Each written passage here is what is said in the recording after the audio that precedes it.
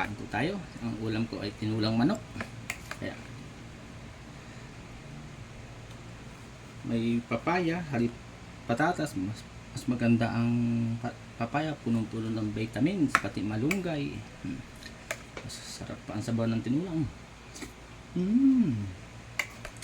Pero mas masarap sana kung native.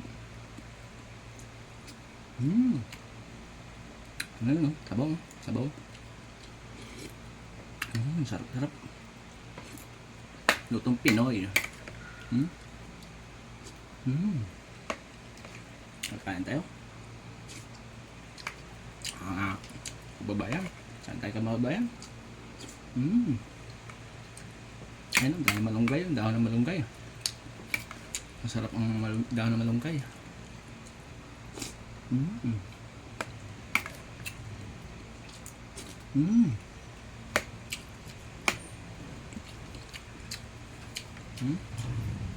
Ayan o.